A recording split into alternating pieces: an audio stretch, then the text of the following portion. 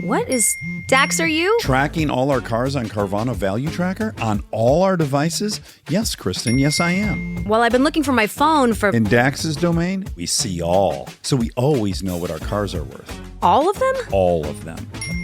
Value surge, trucks up 3.9%. That's a great offer. I know. Sell? Sell. Track your car's value with Carvana Value Tracker today. The following is brought to you by the Social Suplex Podcast Network. This is All Things Elite.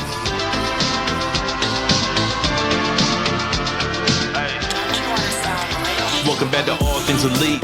Load up the pod, man, it's on when we speak.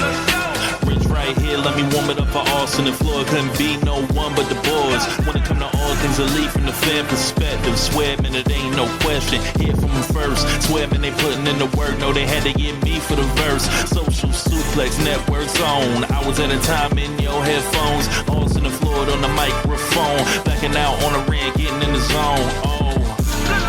Pulling up the show, give it 7 stars, you already know. Who else could it be but the show with the proclivity for positivity? I'm gone.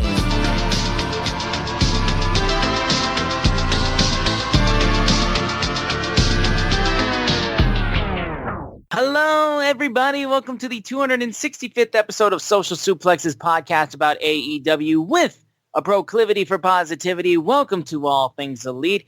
My name is Austin Sumwitz. I am the host of this lovely show, back with my normal microphone situation, so you don't have to hear me through my dog shit phone speakers. So very glad to have that. Joining with me, as always, is my good buddy and friend, Mr. Floyd Johnson Jr. My man, how are you doing? You're asking how I'm doing. It's January in the NFL. You know how I'm doing.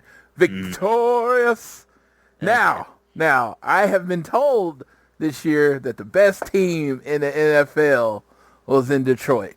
If you thought that, you, my friends, were lying to yourself. Boom.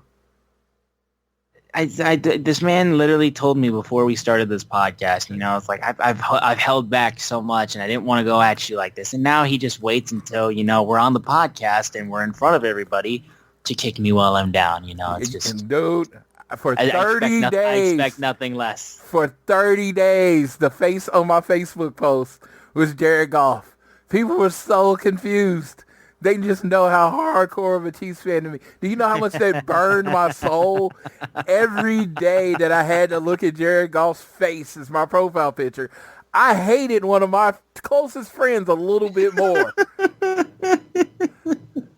Man. So you shouldn't have taken the bet. You shouldn't have taken the bet. I've been holding this. And, and I still tell people, they be like, you never bet on your team. I was like, I was bullied into it. Every week, you want to bet, you want to bet, you want to bet. And then I finally caved. And then I was reminded by Chris Jones, literally, like Travis Kelce getting hurt the day before the game in practice, why I do not bet on my team. It's stupid.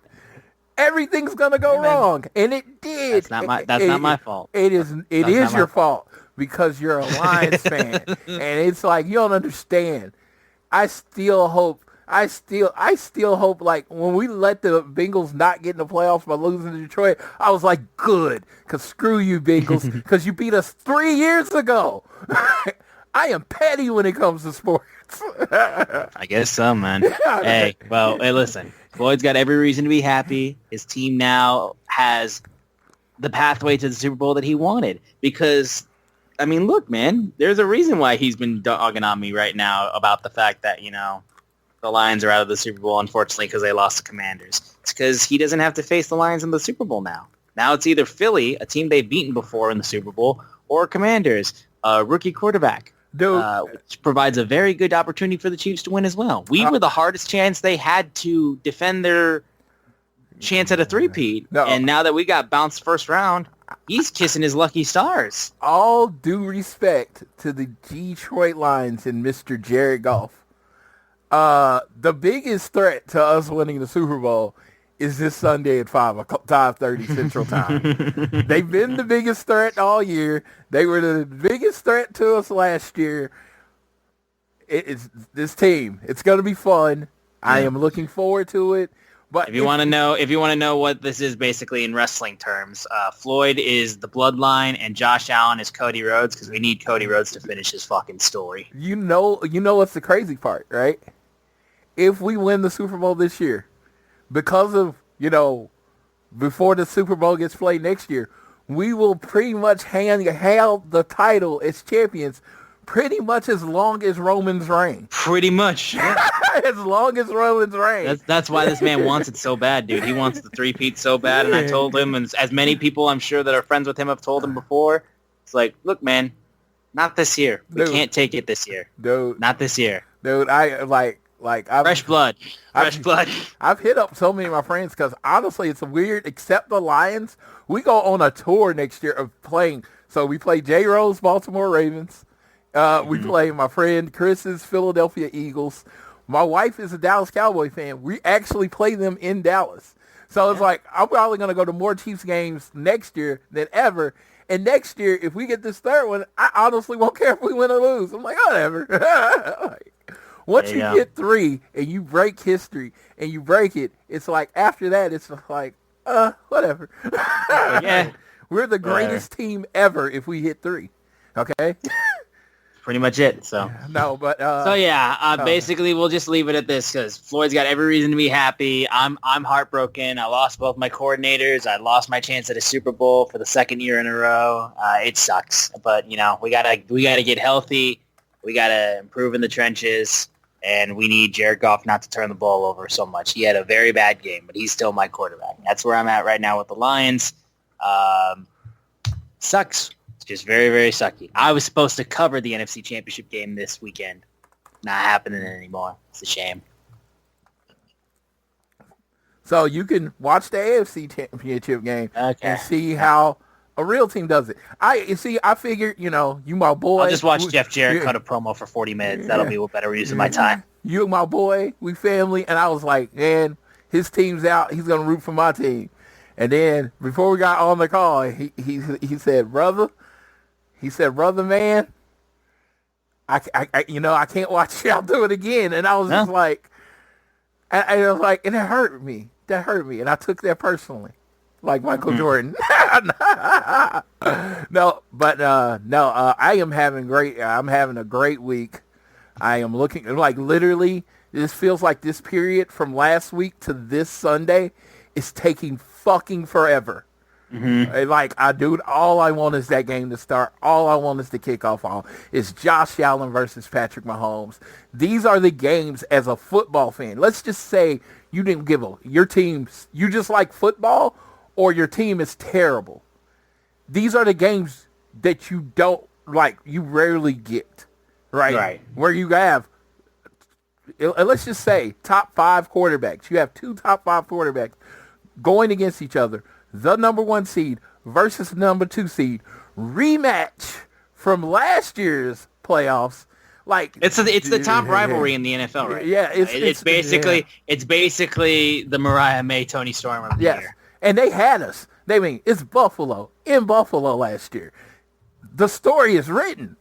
1, 2, and we kicked out, baby. We kicked out. They always kick out at 2.99, dude. You gotta get them in the head. Make sure the bullet goes through the brain. You gotta make sure you get the wooden crosses and your crucifixes and dude, it's vampire shit. You gotta make sure the damn thing's dead. Stake in the heart. Oh, and that's what I like. I don't think if Buffalo beats us Sunday, which I am very serious. I believe this is possible. I'm like, last year I went into the game with 0% confidence that we were going to win that game, and we won it, right? This year I'm probably at like 15% confidence, but that's literally it. I'm at 15% confidence, which generally all this year it's been like, we're going to win. Last week, no sweat, we're going to win, right? We're going to beat Texas, whatever.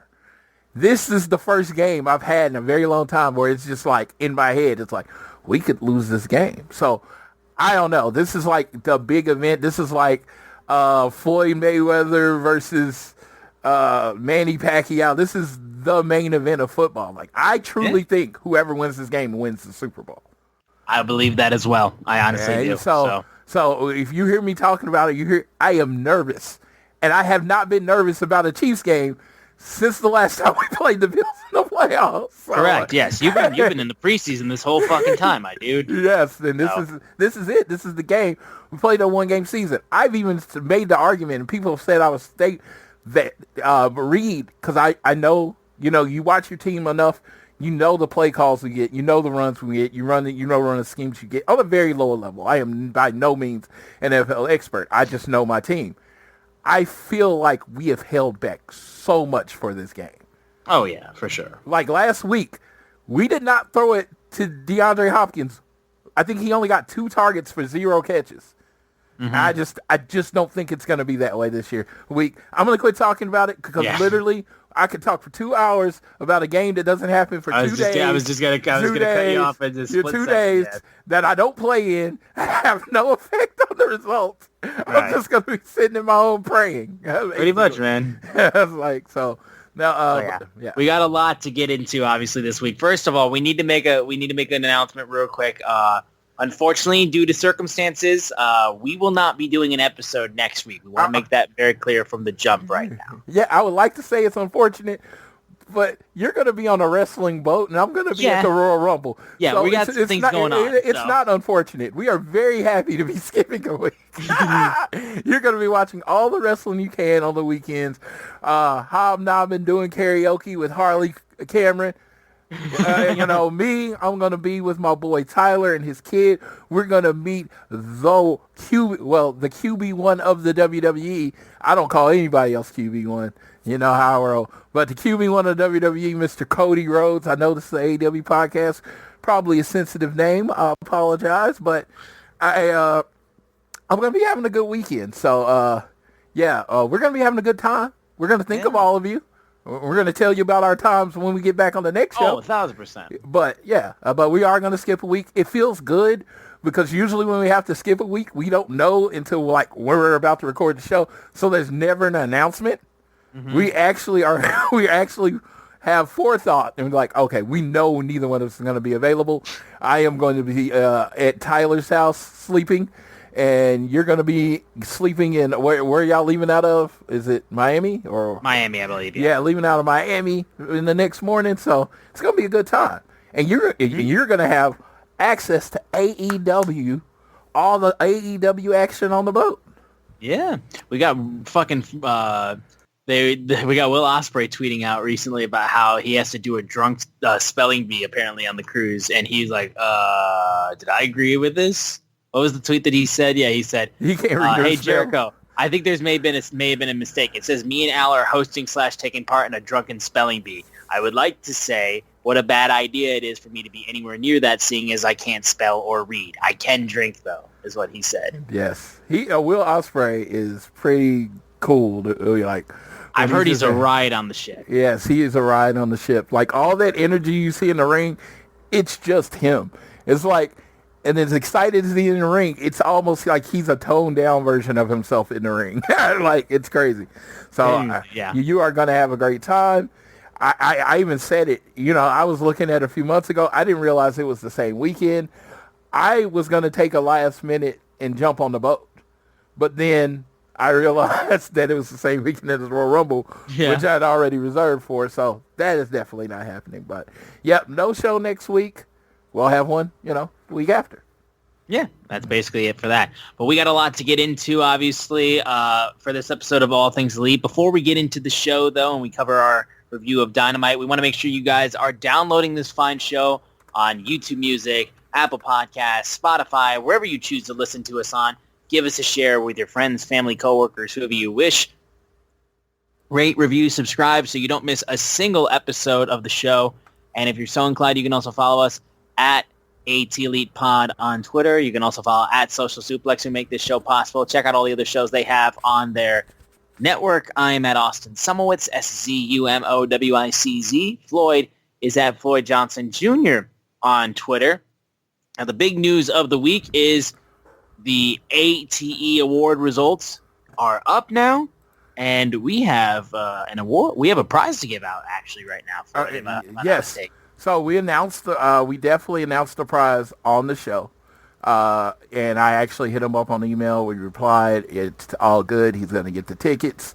So I asked him, could I use his name? But he didn't check his email. So I'm just going to stick with what I announced on the show. Because like I said, I don't want to give out anybody's information that want their information out there. So let's see. Where is it? There, award show. There it is.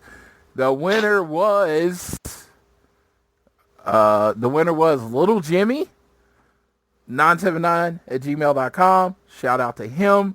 And like I said, I already reached out to him, which is cool. He's going to get the tickets. We're all good. He gets to go to the show for free, which is amazing. I am very excited. I am very, very excited for to hopefully meet him. I'm going to send him the tickets. He does not have to meet me, but it'd be cool if he met up in the show and get to meet him. Because I appreciate everybody having. We're going to have a few more categories that I was suggested by other people next year. So it'll probably be like 14 or 15 categories. And because I know I'm going to do it, it's going to basically be a living document all year as far as different people we're going to put in the award shows and all that kind of stuff. So I am very excited about that. So thank you for all that participated. We had a great turnout. Hopefully we get a bigger turnout next year. Yeah, no, 1,000%. And again, thanks again for everyone who took part in this. Now, we're going to really quickly, though, I wanted to touch on AEW Collision Maximum Carnage for a couple reasons, first of all. First thing I wanted to comment on was the opening match of Collision, which was the amazingly good Texas Death match between Hangman Adam Page and Christopher Daniels. This was so good. Like, if you guys missed Collision, you should go back and watch this match. This was very, very, very, very good because there was a barbed wire table spot, which was awesome. An uncomfortable amount of blood. It was great. Oh, dude, they were bleeding like crazy. Let me tell you, if you're blood sensitive, don't go back. But it was a very fun match, and you could only imagine if you're I forgot about the news. If you're gonna go out and you're gonna have a last match. This was as good a last match as any, especially with you weren't calling it your last match before the match. No, exactly. Yeah, so and we'll touch on that when we get to it on Dynamite. So definitely watch that. Seeing the fact that we may be teasing Adam Cole and Daniel Garcia for the TNT Championship too. That little tease I liked with him flashing his TNT title at the Undisputed Kingdom after their match with Shane Taylor Promotions. I like that a lot from this show. Okada Ishii was damn solid, I thought. I thought it was solid. Harley Cameron continues to be like the queen of Collision at this point. They use her constantly. Thought it was all right, though. I thought it was an okay match, though. I truly don't think any woman in AEW gets as much TV time as Harley Cameron. Dude, they love her. They love her right now. She's like consistently, and I'll touch on it too, because she was on Dynamite this week too. But like she's just been like constantly there and like always used. Like she gets a ton of TV time right now, and obviously I love it because she's my girl. I love her so much. But yeah, so she had a pretty okay match with Julia Hart. I think her wrestling continues to get better day by day. And then I was like, the tag match at the end, the mega tag match, it's okay. That was about it. That's all I really had for that. But I really would point out just like if you're into hardcore matches and you missed Collision Maximum Carnage, go back and watch that match between Hangman and Daniels. Like watch that big time. Yes. I will say I am very happy with the direction that they seem to be going with Will Hobbs. He got the big pin in that 6-man match, and he looked really strong coming out on one leg, and it looks like he might be feuding with Chris Jericho for the ROH title. I don't know what way they're going, but it looks like it. And if you've noticed, another thing I noticed from Collision, it looks like we kind of got a soft brand split. I'm not going to which I mean, a little bit, yeah. Yeah, because Undisputed Kingdom are really only showing up on Collision, right? Mm-hmm. You look at Learning Tree, you get that. You get that minute. You get the minute from Chris Jericho, and then they compete on Collision. So it looks like there's a soft brand split, and you saying stuff about the word soft is this, because I also felt like the Dynamite this week was a soft pivot. It was like, no, but it looks like, and if you look on the site, you see Powerhouse Hobbs has not only a t-shirt, but he also had a tank top that they released, or a muscle tee. I don't know. Yeah, I don't know what the wife beater, whatever you want to call it. You got that on there, and then he was on the 6-man match, was the matchup Monday. So it looks like they're getting behind Will Hobbs right now. Yeah, Hobbs, I love that. It feels like now that we're starting to see a little bit of gas underneath his tank. And let me tell you, that man has worked out and earned and has improved to the point that he deserves it as far as the effort put in and everything. But I'm just going to take it. I'm going to take me a soft victory lap, because I have been calling for them to use Will Hobbs more. Oh, absolutely. Yeah, I've been calling. So I'm like, I'm not saying someone listens to the show, but I'm also not saying someone listens to the show. You know what I mean? No, for sure. It's like they giving the boy his time, that grown ass man. I'm just like, look at him. He is not the underdog in any fight that he's going to be in. Okay, just look at him. So no, I'm very happy for Will. He like I said, go watch, because I believe they're still up. Go watch AEW Dark, his debut in Jacksonville. Look at his body. Then go look at his body on Wednesday. That dude, drastic. Yeah, look at his footwork and how he moved and everything in his first match. Look at it now. That dude has improved on another level. Him and Swerve, both dramatic, physical changes. And Will Hobbs is someone you can use. Mm-hmm. Yeah. Yeah. No, I'm all for the use of Will Hobbs, 1,000%. We're going to go ahead and get into AEW Dynamite, first of all, which opened up with Will Hobbs and Kenny Omega going face-to-face. You meant Will Ospreay and Kenny Omega. Will Ospreay, yes. Yeah, we had said Hobbs like 20 times. We've been talking about Will Hobbs for so much. Yeah. Will Ospreay, the aerial assassin, and Kenny Omega going head-to-head on the mic. Ospreay talked about how he was glad he's doing well and all that kind of stuff. He's like, I can't remember the last time we were in this ring and we weren't throwing punches at each other, but a lot has changed. And he was talking about how he's trying to stop the Don Callis family. You've come back at a bad time because Mox has the world title hostage. I keep running into the Callis family. I'm trying to get that belt away from Mox, but I just can't do it on my own anymore. Omega cuts him off and said, do you not remember the last time we faced each other in a ring? It was at Forbidden Door. Not only did you drop me on my head and almost kill me, but you stabbed me in the head with a screwdriver, the same one Don used on me months before. Makes you no better than him, and you did it because you were trying to prove that you were just better than me.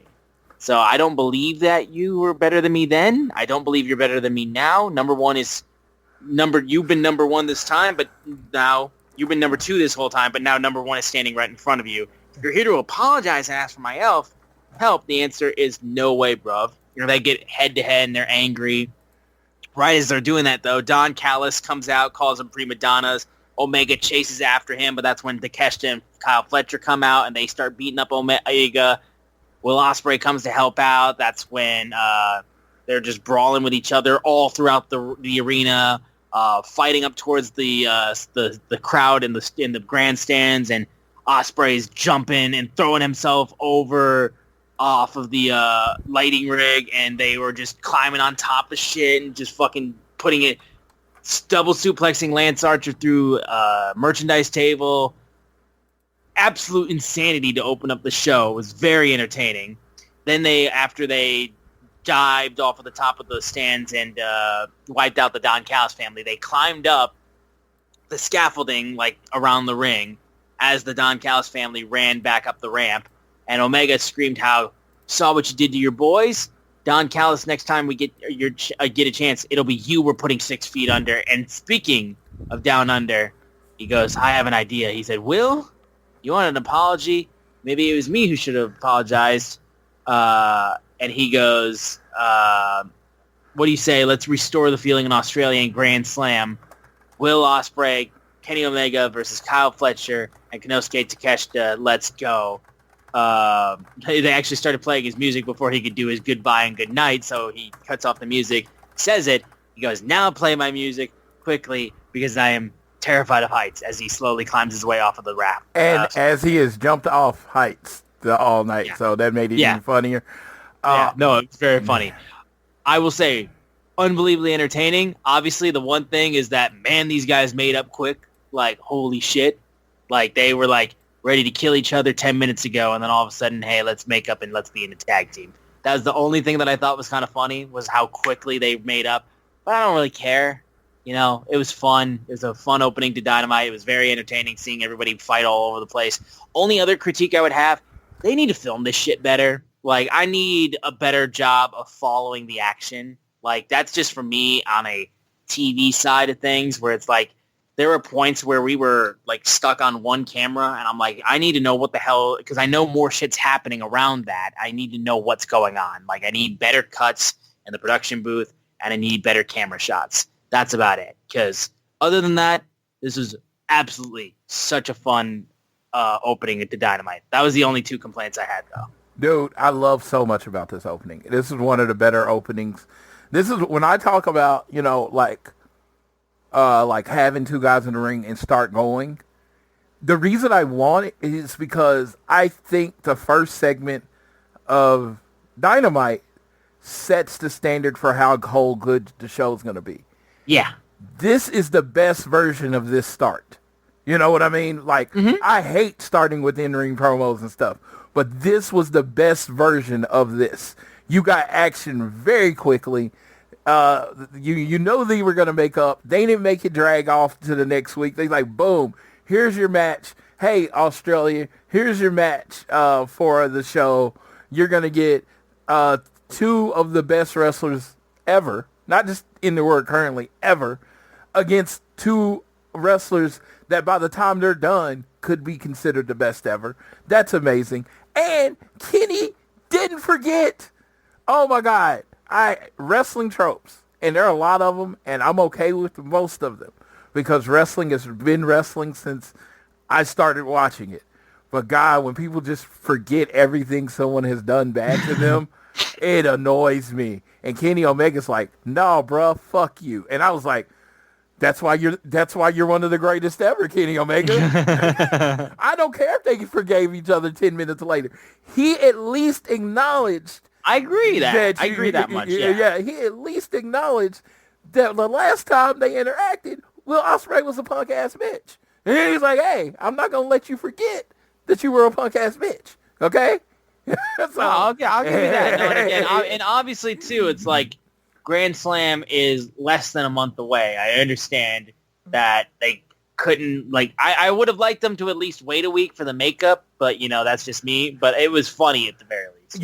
And let me add this part. I don't know if all of this was planned for the night. Because of winter issues in Atlanta, there were some people that couldn't make it to the show. No, 1,000%. So I imagine this might have been 2 segments over 2 weeks, and they're like, well, shit, we gotta, put out this much time in the show. Maybe spread it out. I might be wrong. I could be like, this might have been exactly how they planned it and wrong. But you'll notice Will Ospreay was in street clothes, right? Yeah. Will Ospreay was in street clothes because his airline, which I'm not going to say the name because I'm not trying to disparage anybody, lost his luggage. That's why he was in street clothes. That's why he looked like he was just like, it looked like he was just walking around. It's like, oh, I got a wrestling show and go to. Because basically he had nothing else to wear. So, there you go. Yeah. But all-time opening segment of AEW. It set the pace. Like, to me, it's like, this is where I'm at. It's like, let's say this part happened, right? And then, a couple other parts happened. And the show went off, you'd be like, man, that was a great show. But we got what we got in the main event. I actually, didn't have as much problem as what I saw online, but we'll go from there. Yeah, no. I mean, it was I really, really, really liked how this started out, though. Like I said, I had critiques, but they're pretty minimum, if we're being honest, though. Yeah.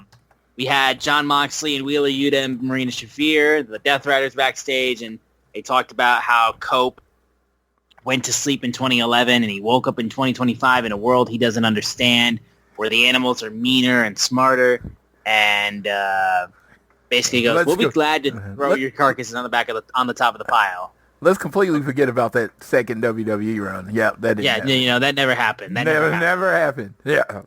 Yeah, never happened. Especially that greatest wrestling match of all time. That didn't happen. Yes. We know that. Greatest wrestling match ever. Ever. Yes. God, that was such a terrible time. But he goes, well, Cope, maybe next time you go to the doctor, you'll get some bad news. Maybe it's a worst case scenario. And in that case, I won't lose any sleep over it, because I don't have time for relics of the past. There's too much to do. We're building a future. This was one of the better Moxley promos, I thought. Still didn't care. I actually like this one. Again, I came around on a lot of stuff this show. I don't like the Death Rider storyline in general, but I understand we're going to have to get through it. I don't want them to just end it next week. That doesn't make any sense to me. Go ahead and finish it, even though I don't like it. Yeah. But in this case, he actually said something different and made a direct threat. Yeah. You know who his target was after this. I felt like a lot of times, maybe it's because I'm a simple wrestling fan that doesn't like subtlety. They didn't have direct people that they were going after. You know what I mean? It was like they just want to beat up the whole roster. Okay, I'm going after Cope now. Boom.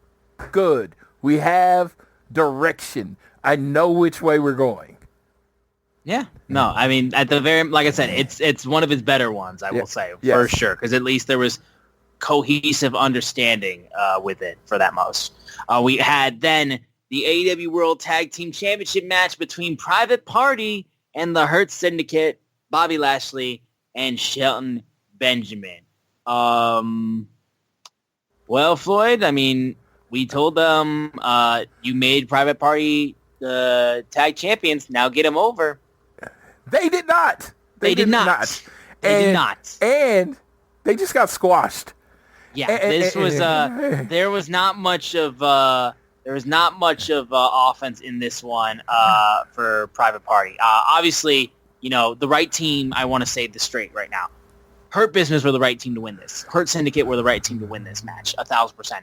They are over. The crowd is absolutely behind them. They are dominant. They are a great mountain for a team to overcome to win a tag team championship. They are the guys that you want to hold gold, and they absolutely have the look and the swagger of champions. 1,000%.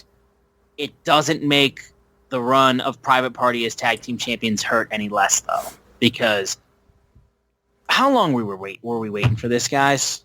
I mean, guys, the amount of times that we have to talk about they upset the Young Bucks in the inaugural tag team championship tournament. How many times are we going to reference that? How many times is that going to be the only thing of note that we have for Private Party? How many times is that going to be their one thing? This was supposed to be the time to finally get Private Party over as a staple of the tag division, as a staple, one of your tag team champions. Like there's not that many people who have won those belts, if we're being honest. There's really not that many people who have won those belts.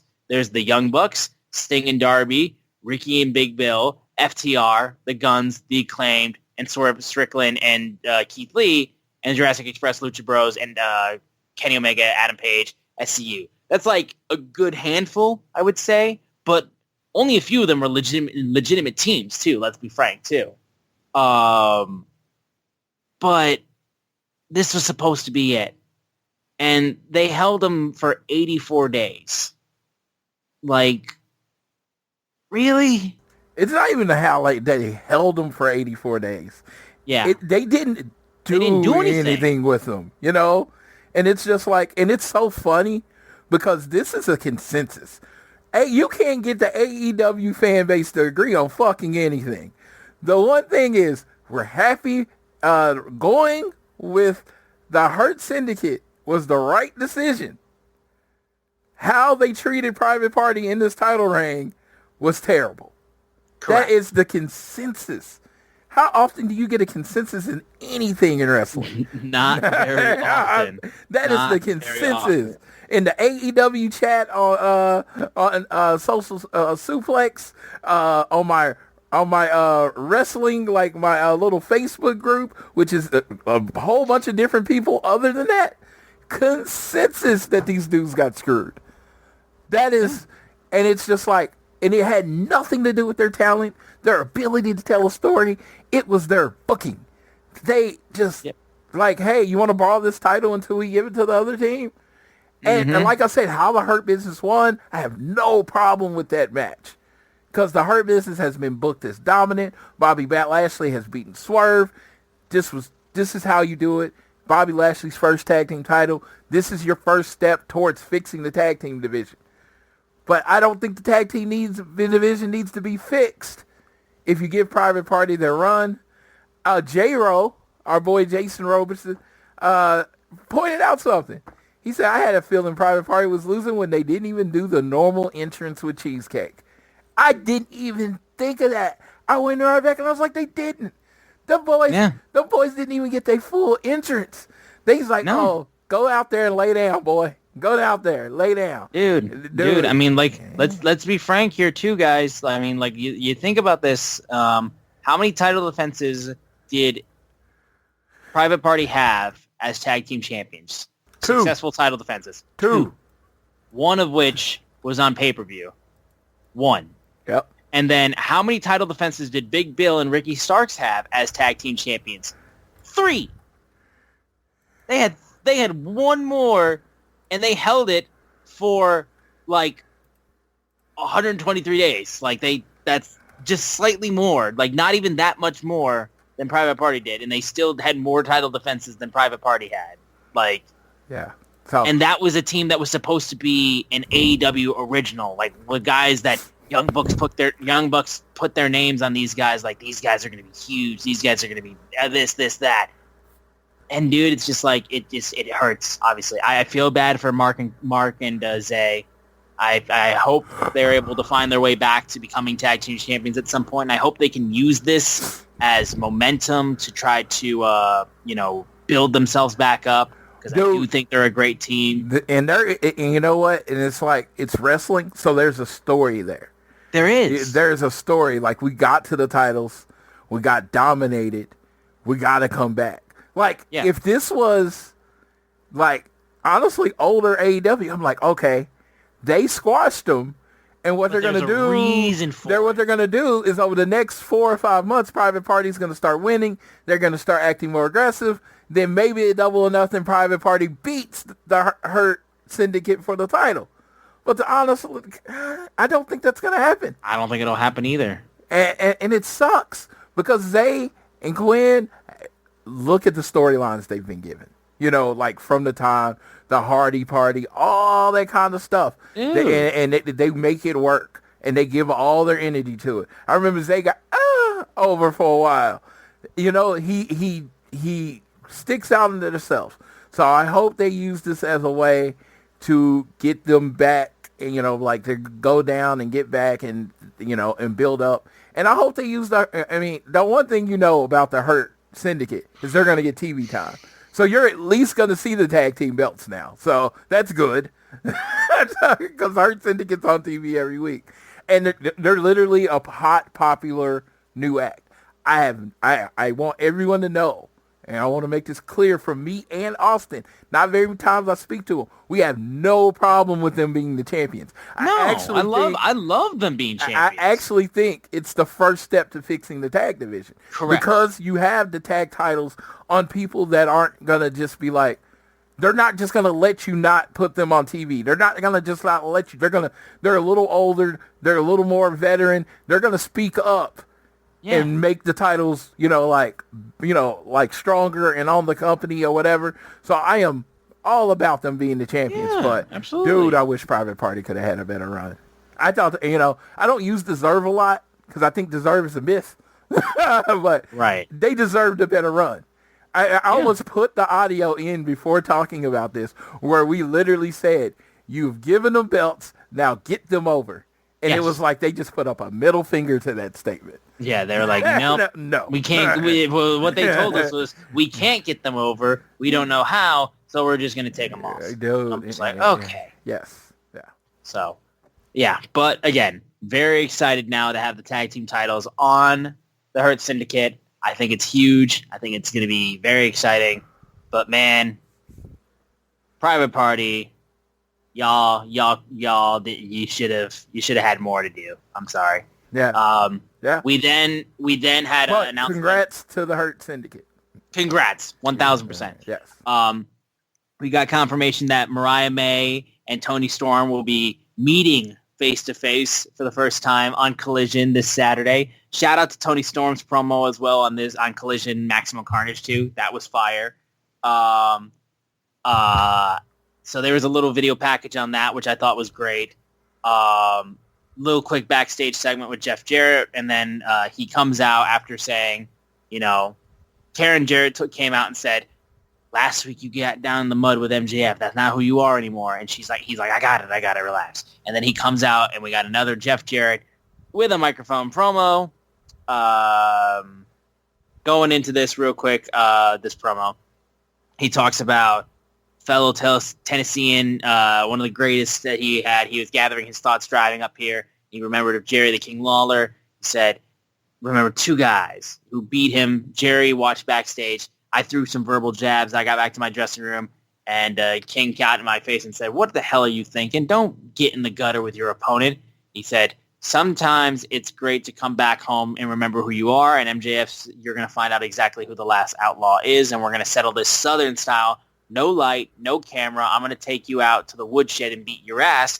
You enough about that one-hit wonder. And he said, the fans inspired me to get into the Owen Hart Cup, and now you've given me a gift of this 57-year-old man believing in himself that he can become world champion. So he calls out Jon Moxley. Claudio then blindsides him and says, nobody gets to Moxley without getting through me first. And he said, stay out of our business. And Jeff then proceeded to get back up as Claudio walked out of the ring and said, you're going to have to kill me to stop me. Mox is my target. And then he challenged Claudio to beat his ass next week to get a world title shot. Claudio goes, beating you lifeless, an interesting proposition. I'll see you next week. So we have Jeff Jarrett versus Claudio next week to determine if Jeff Jarrett gets a AEW world title shot against Jon Moxley. So I'm going to go to Floyd first on his thoughts. The beginning of the soft pivot. Mm-hmm. The MJF and Jeff Jarrett thing didn't work. People basically panned it 2 weeks in a row. Nobody really wants to see Jeff Jarrett and MJF fight right now. Maybe they do some more. They add some more heat to it. Nobody wants to see it. Right? Nobody wants to see the 15-minute segments between the two. All right.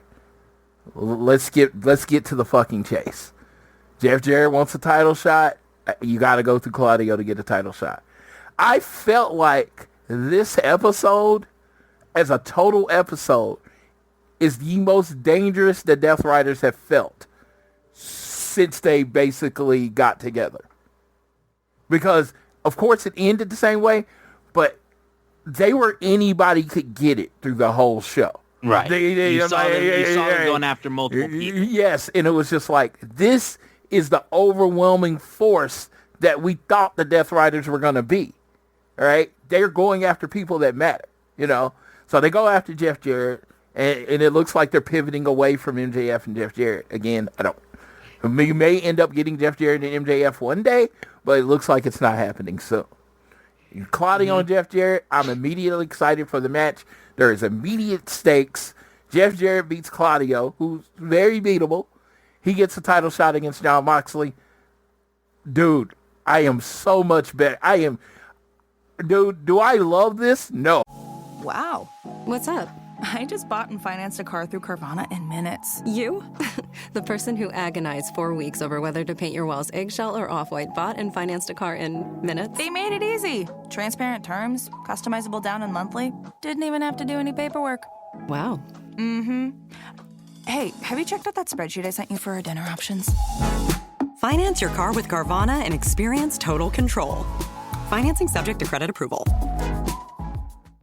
but I like it 20 times more than I like the Jeff Jarrett and MJF shit. Yeah, no, this is an improvement. Yes. So if I'm going to bury, or if you're using that term, or say bad things about AEW, when they do something, when they try to adjust, I'm gonna like it, because what people present on the social media, and I wanted to address this, is they always address flipping the switch, pull the trigger, all this stuff, these major changes. Most of the time when wrestling makes major, drastic changes, it doesn't work out for the best. Mm-hmm. What they do is they pivot and they make it make sense over a few months till they build to it. Daniel Bryan and the Yes Movement or whatever happened over a couple months before WrestleMania. Like the pivoting to Cody last year. They made it make sense over a couple months. So when you look at wrestling, drastic pivots generally don't work. It needs to happen. So this soft pivot away from Jeff Jarrett and MJF, that was the way to go. Mm-hmm. Okay. Yeah. No, I'm right there with you on that. I think it's obviously still not what I prefer, but it's better. Yes. We're making progress, I will say. It's not, I can't tell you how much better, because again, I've still never been into the Death Riders, but like the fact that multiple members of the group are causing havoc, I think outside of just the one segment where they come in and they do their thing, I think improves the idea of this whole thing that they're these boogeymen that are running AEW and doing whatever the hell they want. They're trying to take over. It feels like a takeover now. Mm-hmm. Yes, it does. I will give you that. It feels more like a takeover for sure. So it'll be interesting to see that match next week. Also, I got to mention too, after Mariah May's promo that a video package she had about Toni Storm, they had a backstage interview with Toni Storm about how she was excited and she thinks she's got this chance to go up against Mariah May and all that kind of stuff. And then Harley Cameron comes out and wishes her good luck in Australia at Grand Slam. And then Tony goes like, well, why shouldn't you also be able to wrestle? You should be able to wrestle at Grand Slam too in Australia. And she goes, really? And then the two Aussies speak Aussie is what happens. Literally. And I'm like, I caught Sheila and something about a translation. I have a translation. Something about a guitar. Yes, I have a translation for you if you want me to read through the translation. Yes, someone please. made. Okay, so here's the translation after she said, really? The translation is, I know a lot of people thought you were a little bit of white trash, but mate, we put on a very good match for two women messing around in less than small swimwear. Don't you agree? And then when you grabbed a guitar, I thought, good on you. And then she goes, only when I met you, I thought at first you were a bit strange, but truthfully, you had one very good show, and I thought, good on you. That's the type of woman I would share a beverage with, if I wasn't a non-drinker. But no, friend, we'll see you in Australia, was the translation. So, but the Canadian in Renee Paquette had no idea what the fuck those two were saying. Dude, they could have been talking. I know all the words that came out of their mouth were English. But no, I had nothing. I had nothing. Yeah, I was dying. I was absolutely dying during this. We also had a quick little video hype package for Megan Bain too. So there was a little bit of a hype package for her. So we're going to be seeing more of her very soon, I'm sure. Yes, absolutely. Yep. We then had Swerve Strickland versus AR Fox. Good match. Good match. Swerve continues to be just the gold standard, I think, for AEW. He is. He's the franchise. He's the flagship of AEW. Yeah, he carries it around. His stuff matters whether he's in a title match or not. Correct. Yes. So, Ricochet was trying to distract Swerve Strickland. Nana Ray chased him off. AR Fox nearly got an upset, thankfully, but was not the case, and he was able to get the victory. And then after the victory over AR Fox, Ricochet then appears on screen and goes, man, the risk you take when you think it's okay to bully people. He said, you will all have to be forced to listen to me because I got a lot to get off my chest. He goes, isn't that right, Nana? And he's got his scissors pinned against his neck, and he goes, I could gut you like a fish right now, but I need you to tell Swerve that while this may be his house, there's a new landlord in town and rent is due. So Ricochet starting to try to get a little bit more at Swerve, and I'm like, I'm enjoying this. This is the most, like, I've always thought Ricochet was an exceptional wrestler, but I always said his mic skills and his character work left something to be desired. They have let the pit bull off the leash in AEW, and he seems to be getting better every week. I think being against Swerve too and feuding with him, Swerve raises the level, I think, of everybody he works with. Truly, I think that was the case with Hangman Page, and I think it's the case here with Ricochet. I think Swerve just raises the bar of what's expected and what you can do. I feel like he's just such an elevator. He's such a natural heel, and I can honestly say, and I want to make clear, I can't say I paid attention or knew Ricochet, his promos before he joined the WWE. So this man might have always been able to do this. I did not know, but yeah, I gotta say, yeah, he is doing really well with it right now. Oh, 1,000%. I was big time into that, and I'm excited for this feud. We had a New York Minute segment with Chris Jericho about how they were unable to take out Powerhouse Hobbs, and Big Bill was like, we're gonna we learned from these things, and then Jericho's like, that's all you got to say? He's like, we lost, Bill, so what are you going to do about it? So Big Bill then says, you may have won the match, he can't beat me because I'm the biggest, baddest man in this entire company. He said, Saturday, Hobbs, I'm coming to find you. Y'all getting big, meaty man slapping meat on Collision. So, dude, if they don't do at least 3 meat segments, I'm going to be disappointed. For real. Because this is Big Meaty Man match. Like, this would be the first round of the Big Meaty Man slapping meat tournament. So I need them to give the crowd plenty of chances to yell meat. Mm-hmm. Which is all it comes down to. I mean, honestly, if you ever talk about why WWE is hot right now, and it's like, and I'm now of course not saying BWWE, but there are small things that you can take away from them. When you have something that fans are willing to chant, play to it. Because it just makes everything feel bigger. Like, like Jey Uso gets out there and throws 5,000 super kicks. But every time he hits a move, they go, yeet, yeet, and it just feels so much bigger. So when you go out there and they go, meat, instead of yeet, meat, played it at that shit that whole match. 1,000%. 1,000%. We then, Floyd talked about the soft reset. This was the loudest of the resets, for sure. Yeah. MJF comes to the ring, and he tells Jeff Jarrett, you deserve to give every wrestling fan an apology after your actions last week, but if anyone deserves an apology more than anyone else, it's me. Because when I offered you to win the world title, as long as I was the first one to get a shot, I did so because I thought you were the easiest to beat. And Jeff, it's 2025, and you actually still think you're going to be the next world champion without my help.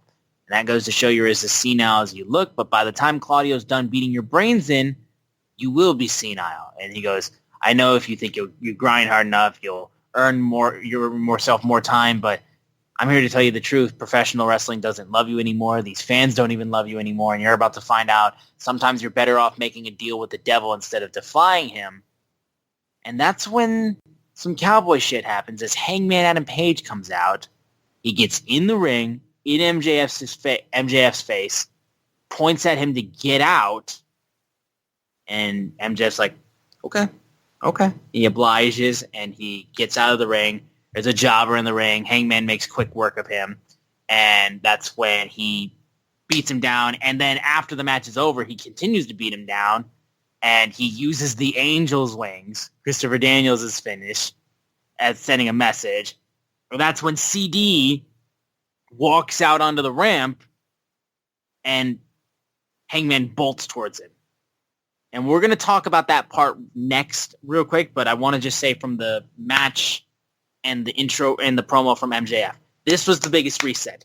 They were like, okay, no one wants to see MJF feud with Jeff Jarrett. All right, let's have him feud with Hangman Page. Like right there, that was the clearest moment of like, okay, what worked before was what we did before was not working, and no one wanted to see it, and now...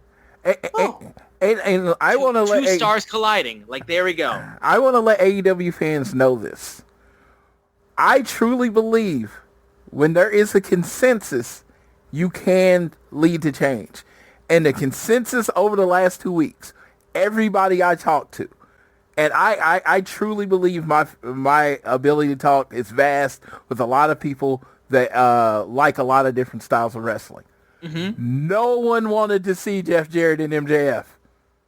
No one. And that is why they pivoted. Because fans were yelling this very loudly. We don't want to see this. So I just think, you know, it's funny because, you know, like I've always said, like, which fans do you listen to? You know, so some people are like, I want Hangman to win every time. I want Orange Cassidy to win every time. I want this person to win every time. It's like, which fans do you listen to? Well, guess what? When we have one voice, they fucking listen. Because they got rid of this shit this week, and it was amazing. Like, we still may get an MJF Jeff Jarrett match. It's just not this 6-week feud we got to live through. Yeah, no, exactly. This is so much more interesting just from the jump. Just like, them looking at each other. I'm like, I need this match. Yeah, no, exactly. It's like huge, already very intriguing, and I'm super excited to see how it faces out. Getting back to when CD came out to the ramp, though, CD then has Hangman right into his face, and he's screaming at him already, and CD goes, listen, I don't want to fight you. I just wanted to be a friend to you. Every time I approached you, it was like pouring gasoline out of a fire, and I let my ego get in the way, and I regret that. And I'm going to regret that for the rest of my life, Adam, because after that Texas death match, my doctors have advised me to never wrestle again. And he goes, so I'm here to tell you face to face. I'm telling you right now, you win. You won the last match that I'll ever wrestle. So this is goodbye, and I'm sorry. I hope you can be happy now. And he walks away and leaves Hangman on the ramp, and he's not distraught, but he's more so just taken aback.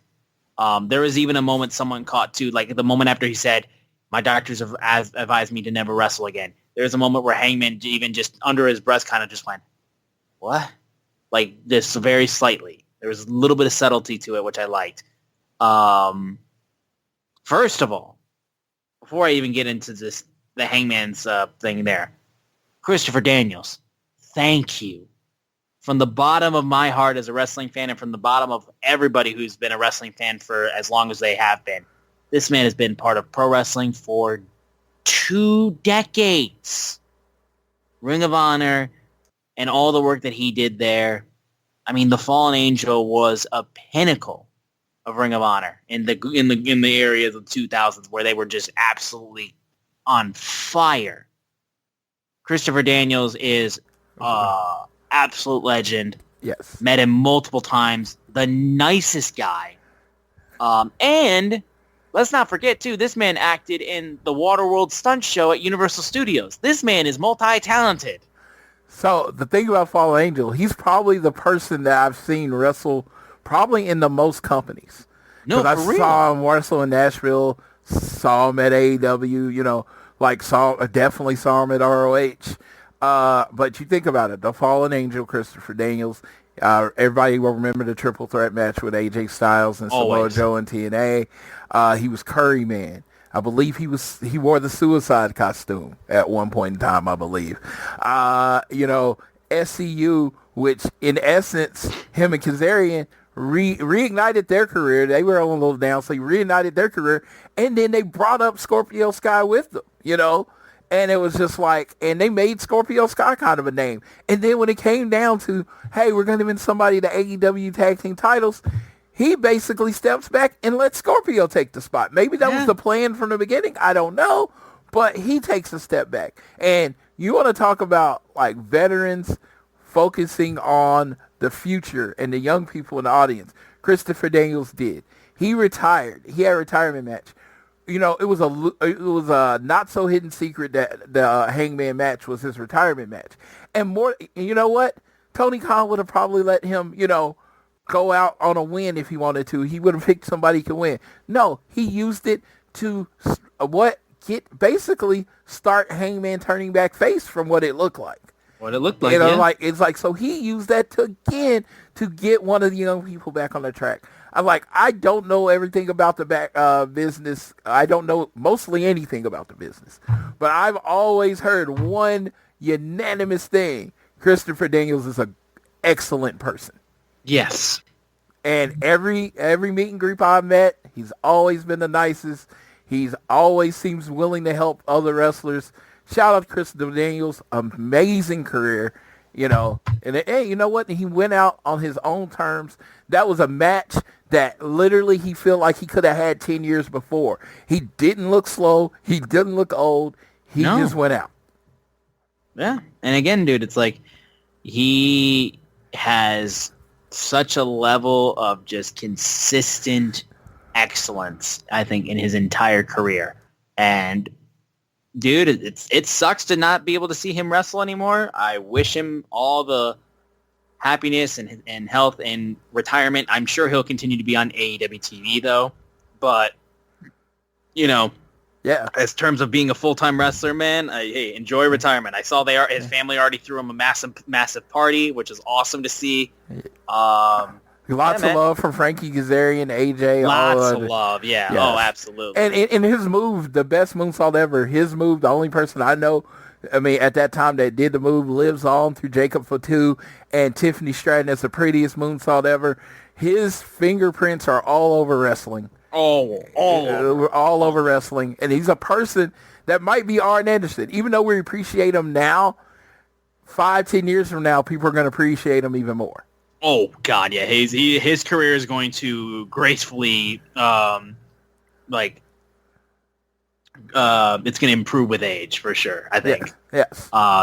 So, and then Hangman, like I said, his performance in this bit was awesome. The way he was taken aback by a guy who they were best friends and they were part of being the Elite before AEW and all the things they did together. And he was taken aback and he was kind of just like holding himself a little bit, and then he sees the camera on him and he shoves it out of the way before he bolts off. So a little bit of a crack there in the fiery, cold heart of Hangman Adam Page. And yes, a little slight change of him becoming a babyface. I'll always say it, dude. In terms of character work, I think Hangman's one of the best right now in the Elite, and I think it's him and Kenny Omega, and I think those two are just like so good. But Hangman, I think, is another level in terms of character work. Just like he knows what he wants to be, and he does it such a good job, dude. It's truly fun to see, and I'm excited to see his character continue to evolve as we get closer and closer to what I'm expecting to be the Elite reunion to take down the Death Riders. Absolutely, let's go. And then Renee Paquette is backstage with the TBS champion Mercedes Moné. She just won another championship. I believe it was in Rev Pro, and she's calls herself a global champion. She's going to wrestle in Australia. She's excited to see who jumps on the Moné train next. And our girl Harley Cameron back at it again, and she challenges Mercedes Moné to a match via song. Yes, and she kills it as she does. Mercedes though was like, "That's cute," and it's like, but I have to ask though, it's like, you haven't won a match on AEW TV yet. So what makes you think you even get a chance to come after me? So she declines and thanks and respectfully goes, I say now, going full Australia. And then she laughs at her. And then Harley's kind of a little bit like, oh well. Okay, we said it before. We'll say it again, dude. They love Harley Cameron. They love her. And I think too, but I think we are starting to see this is the jumping off point for Harley, I think. Because she's got fans who love her. Right here. I'm right here. My hand's up. I'm waving it around. But I think you're starting to see a little bit more of people being like, okay, hang on. We've seen a lot of her, and her wrestling is getting better. That's the biggest thing. I think people are going to still be like, it's because AEW They want their wrestling to be top tier. It's we're the best wrestle. That's what the company is branded on anyway. So I think that's the thing that people are going to really be holding on to, because everything else she's got. She's got the look. She's got the talk. She's got the ability to do a whole bunch of other things and just things that other people in the company don't do. She sings, she raps, she does all this stuff. She even does fucking ventriloquism. So she's got everything. I think once the hardcore fans like feel like she's reached a certain echelon in terms of her wrestling ability, I think that's when she'll really click. For me right now, though, I will tell you firmly, if you want to build towards a Harley Cameron championship run, whether it's the TBS title or the World Championship, you should do it, because I think she has just gotten better and better and better. I went back and I watched, because obviously her stuff in QTV, like we can forget about that. No, I always thought she was the best part of QTV, though. She was, but I still think that. I mean, it was a terrible gimmick, but she was the best part. But she was the best part. No, 1,000%. But the moment where she clicked, and me and Sydney were in the building for it, the moment where I felt like, we've got something here actually a little bit, was when she was in the ring with the Acclaimed. They were booing her so loud, and she didn't flinch. He is gay. Yeah, that it was that spot. But then at the same time, too, as she was trying to cut her promo out, like, she was getting booed so loud that we could barely hear her, but she wasn't stammering. She wasn't taken aback by the crowd reaction. She was in it, and she was just, like, not phased in the slightest. She's on one side. She's as natural a performer as I've seen in wrestling ever. Absolutely. No, I think that's a perfect way of putting it. So I think we're going to get to this point too, and I think you can see the company really have a lot of faith behind her and stuff like that. And I do think Harley, because when they announce who Harley's going to wrestle at Grand Slam, the reaction I think she gets in Australia is going to be massive. Our Gold Coast girls. Coast girls. Tony Storm's going to get a huge one for sure, but I think people are going to be surprised at how big a reaction Harley gets in Australia. And I think that will only continue to kickstart her towards a championship run. And I think she is absolutely worthy of a chance to show what she can do when the stakes are at the highest. I'm rooting for her all the way, dude. I want her to succeed so much. I think she's outstanding. I think she's amazing. And I cannot wait to see her on the Jericho Cruise next week. And you know what's so funny? It's becoming a consensus of the AEW fan base.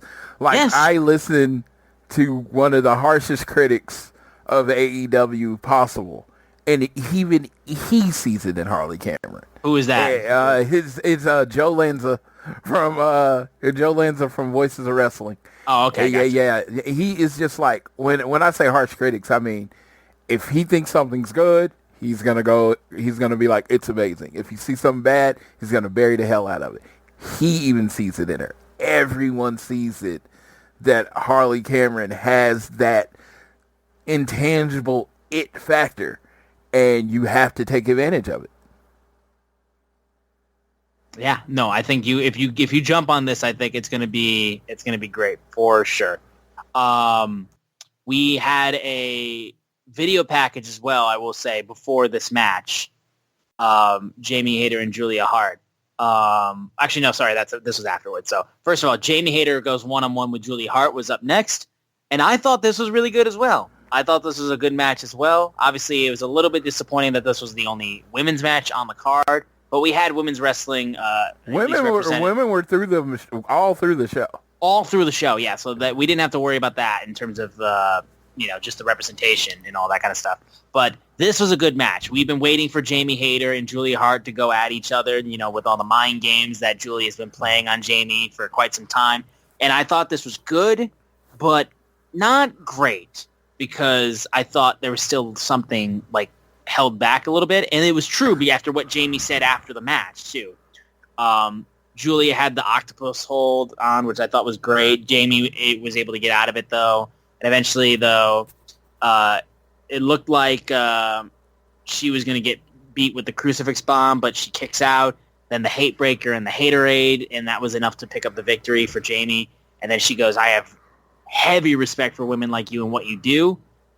You move to the beat of your own drum, no matter how. If you have a million people behind you, 2 big men standing behind you, if you're all alone right now, you're still a tough bitch. You win one, I win one, and when you want number 3, you got it. So confirmation that we're gonna get the third between these two. And I like I said, this is a good match. I think there's more they can do, and I think if they give them a pay-per-view match, I'd be hyped for it. Because I think these two are really, really strong. The other thing too, I did see somebody point this out too. They did change the entrance for Julia from "The House Always Wins" to "The Heart Always Wins." Oh, it says HART. Okay, and their group, the House of Black, are going to be they're moving on with and they're going to be referred to as the Hounds of Hell. The Hounds of Hell, and they are no longer the House of Black because of Malachi Black. Yeah. So now I will acquiesce that they are moving on from Malachi Black, because this is as clear as day that they are not having Malachi Black in the group anymore and that he's done with AEW. I acquiesce. I needed proof. I needed to believe it before I see it. This is the clearest proof of being like, guys, Malachi's not coming back. He's done. Yeah, Malachi's not coming back. And, I mean, it's one of those things. As much as I like and respect Malachi Black, it never felt like they were always on the same page. I thought the entrance was amazing. Them as a trio was amazing. And, he did well. I mean, like, I've did this before, so there's no reason to do it again. I'm looking forward to what it looks like with just those 3, and we'll see where it goes from there. Yeah, we'll see where it goes from there. And again, I think the third time these two lock up, I think will be the best for sure. Dude, I'm thinking it needs to be like a last woman standing match. Yeah, there's got to be some sort of big gimmick towards the end to make it feel like the end. And I'm hoping this is the pivot again of Jamie Hayter going back to the title picture. Because, she's been kind of lowering towards the lower card. I also think too, like this kind of 70s look that she's got, or like the Scooby-Doo like outfit kind of look that she's got too. I just don't think people are taking to it as much. People love Jamie back with her old look, I feel like, but this new look she's got, I haven't seen a lot of people really take to it. I don't mind it, but I think it's more so just, we've been dying for Jamie to come back, and when she looked different than before, I think people were a little bit taken aback that, this is what she looks like. And the big thing is, she had somebody with her that gave her a little more credibility, Mm-hmm. When you have the first hire in AEW, having your back. Like I said, I don't know what happened there. I don't pretend to know. I've heard rumors. But you know what? And more rumors tried to come out about Britt Baker as well. So I just learned, you don't believe rumors unless they're, unless you get clarification on it. But it's just one of those things. I mean, the act worked, and I'm just like, hey, I don't know the issues. I don't pretend to be like, hey, I can't speak or whatever. But that act worked, and if you somehow can put it behind you and get that act back together, which I seemingly doubt, because I feel like they would have if they could have. But if they could get that act back together, that act worked. Yeah. Then we had Powerhouse Hobbs had some words for Big Bill, too. He said, I'll be waiting for you in the parking lot, which made me think, are we getting a parking lot brawl match? Is that what we're getting? I'm about to say, I don't even think we're going to get a match. I think it's just going to be like a fight. Like it's going to be just, they're going to fight, and that's what's going to happen. Yeah, for real. Then we had Cope going up against the Bastard Pack, so another instance of a member of the Death Riders at least stepping up and doing something solo. Like, this was an improvement, again, seeing the group kind of like spread out and cause havoc in their own ways.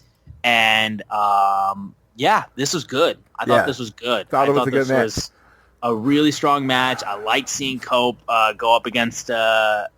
I thought they really, really showed how strong that he can still wrestle too, just in case people for whatever reason didn't think so.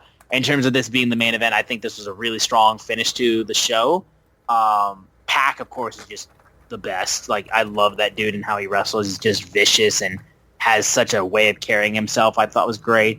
The spear into Pack's back I thought was great. and just going after the core and everything like that.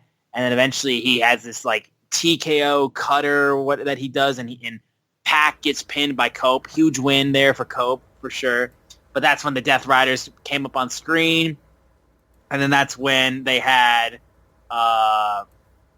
they were on the big screen. Claudio hit the concerto on the Rock and Roll Express as FTR. They were taped up to chairs, and then they come down to the ring and they surround Cope, and that's when they start beating him up. Jay White comes to try to help out, and that's when they just continue to keep beating up on the guys.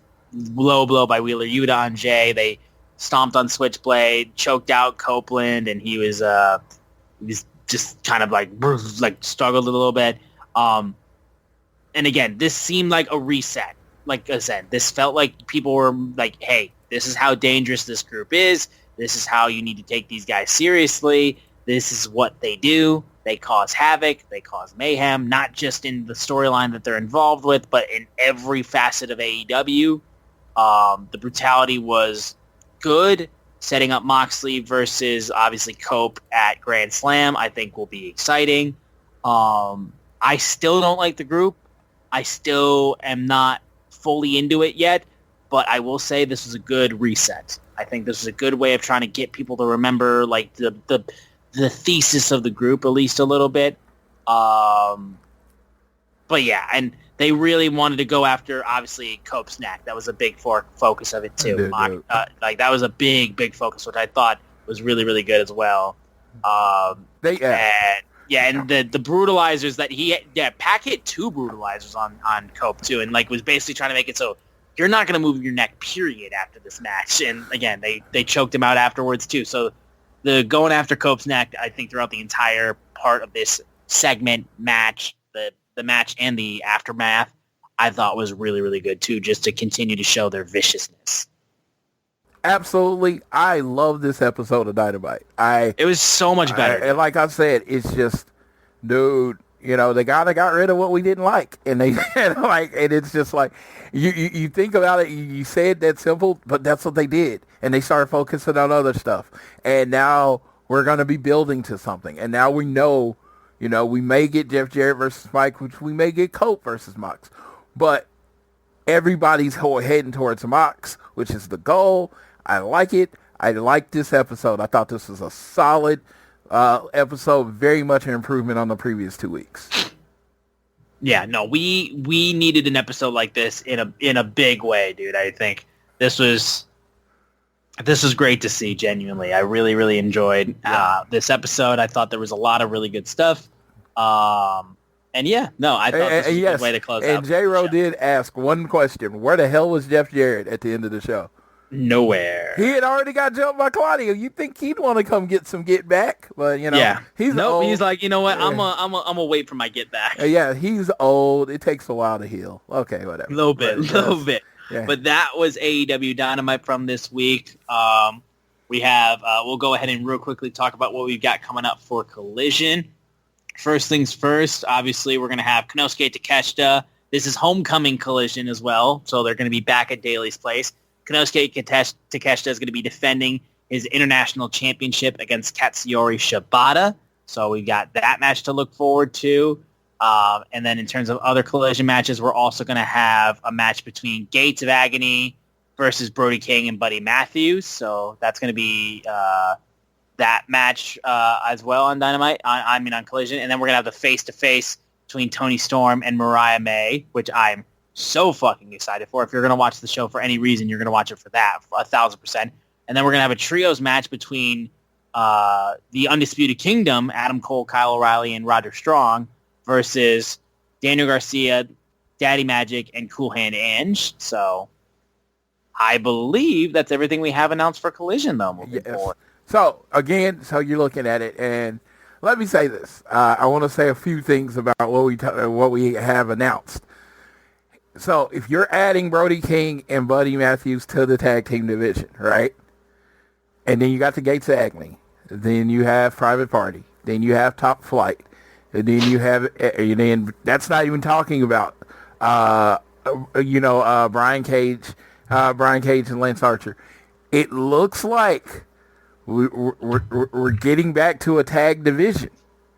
Now, I'm going to say this, and this is something that was explained to me by an outsider. Like somebody's like, he's like, so they lost Rampage, so they lost the hour of TV, right? So you got 2 hours of Dynamite, 2 hours of Collision, which should be manageable. But in that 2 hours, you got people like my weird ass that wants you to focus on the tag team division, right? Yep. You got your main event division. You got like 4 singles titles, right? You got the women's division. And then you need, I feel, at least 2 women's matches a show. At least. That starts cutting down on time. So it's like I'm starting to realize, like starting to accept how difficult it might be to get everybody on TV and to focus on everything. But guess what? That's the booker's job. You know what I mean? It sucks. Don't get me wrong. Like, hey, it feels like, to use a football reference, well, Patrick Mahomes is smart, fast. He, if you get anywhere near him, you're going to get a 15-yard problem. Like, what do we do? Like, well, you're the football coach. That's your fucking problem. Like, I'm sorry. It's not my job to come up with the answer. It's your job. Right. It's your job to figure out how to entertain. But I am more of accepting of how hard it can be to try to make, because your goal is to get to everyone in your fan base to at least be like 60 to 80% happy. Right. Yes. But if you get those people that their happiness is only dependent on one act or one person or whatever, yeah, it is it's a zero sum. You're either going to make them happy or you're not. So it was just something that hit me earlier today. It's just like, dude, you got 4 hours. And it's like, you got to get this person over. You got to get this person over. You got to focus on this. You got to focus on this. It's hard. And we want quality matches too. So, So, yeah, it sucks. But yeah, that's kind of, hey, it's what you signed up for, right? So now it sucks, but it is what it is. But yeah, I'm very excited.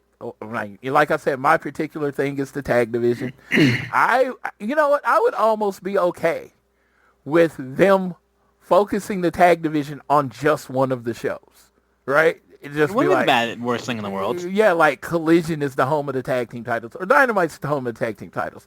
So on the other they show, seem to already be doing it with the TNT Championship because because Daniel Garcia seems to only defend it on Collision, and I just think it's smart. And you know what? Can we see the trios titles? I'm like, I don't necessarily need them. I don't necessarily need them defended every week. Can we see them? No, no. I like I said, impressive episode, great episode. I felt like this was a true bounce back episode. I felt like, I always say 80-20. I felt like this episode was a 95-5 for me.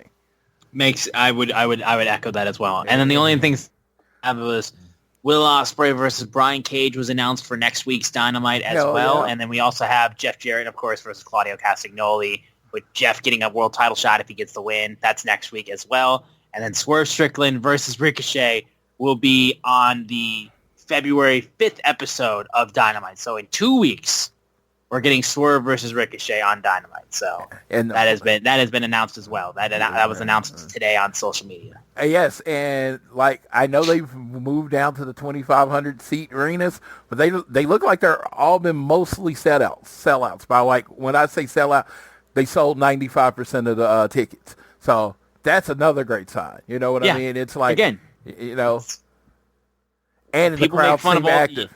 Yeah, exactly. We want loud crowds of AEW fans, and if the crowds are in smaller arenas or whatever. I want the building to be full, and I want the crowd to be loud. If that's where we're at right now, dude. Yes. For my viewing experience, I'd rather have 2,500 people making noise than 10,000 people sitting on their hands and looking at their phones. There you go. I think that's the perfect way to close it out. There's one last piece of news that we do need to touch on, and it's, folks, you want to meet the icon, you better meet him now. Yes, from Sting's Twitter, I've enjoyed meeting fans at events around the world. As much as I've loved interacting with you all in the traditional Stinger war paint, I decided that 2025 will be my last year appearing in full gear. I guess it's 2025 or never. Wow, tough to speak that now out. So he's not saying he's done doing meet and greets. He's just saying if you want to meet him as his versions of Sting, this is the year to do it. Yes. So definitely, I imagine his schedules have been everywhere. He's going to be at WrestleCon in Indianapolis next week. But I think the big one, if you're going to, and if you're going to be in the area, use it, make a weekend out of it. When StarCast is announced, sign up, get your bracelets for StarCast, and get your bracelets for StarCast and meet Sting while he's there. I'm telling you now, I'm just like warning you, I am a collector. I am not a seller. I don't really sell any of my shit. Yeah. But when you see me with a wagon going up to Sting and All In, I promise I'm not selling any of it. It is just all the stuff I've collected over the last 4 years, because he debuted at Winter is Coming in 20, and I was there. So it's going to be literally all the stuff I've collected over all those years, all the Sting figures. I'm going to try to knock it out in one fell swoop, so I ain't got to do it again. You know what I mean? So right. No, exactly. So, but that, I think, will close it out on this episode of All Things Elite, guys. Thank you so much for tuning in to this episode. We appreciate the support. If you enjoy the show, continue to support it by downloading it on YouTube Music, Apple Podcasts, Spotify, wherever you choose to listen to the show. We appreciate it, and we would also appreciate if you would give us a share with your friends, family, coworkers, whoever you wish, and rate, review, subscribe so you don't miss a single episode. Follow us on Twitter. You can follow us at ATElitePod, at Social Suplex are the guys that make this show possible. Check out all the other shows they have on their network. I am at Austin Sumowicz, SZUMOWICZ. Floyd is at Floyd Johnson Jr. on Twitter. And then, Floyd, can you also share the blue sky of our podcast too, so people can follow it there? Just like the Twitter is at is AT Elite Pod on the blue sky. Yes. So if you don't want to be on Twitter, which we understand, and if you hate that guy, you know what guy, and you don't want to use his shit, you can follow us on Blue Sky as well. So just want to let you know. That is going to do it, though, for this episode. I'm going to pass it off to our buddy Floyd so he can take us home on this episode of All Things Elite. We will see you guys in 2 weeks. Yeah, it's all about one thing for me this week. It's about the Kansas City Chiefs. So for your boy, root against my team. I want you to root against my team. I love being a villain. I want to ruin your day Sunday. No, I'm just kidding. No, I'm not kidding. I really do just want the Chiefs to win. But no, that's all it's about for me. It's like, this is WrestleMania in football for me. I honestly think we're going to whoop whoever ass is in the Super Bowl. So this Buffalo game means everything to me. I know, football. But, I hope all of you have a great weekend. I hope everyone enjoys it and, try to put the positive vibes out to your friends and your family. Give them the positive energy. Just, be good to everyone in your life. And just know you probably already quit on your New Year's resolutions. Statistically, most people quit on their New Year's resolutions. But remember, it is only January 24th. It is 365 days in a year. You have 341 days to still finish that resolution. You have not failed until January 1st, 2026. So keep at it, and I'll leave you how I always leave you. Whether it is home, work, or school, always do your best to be elite.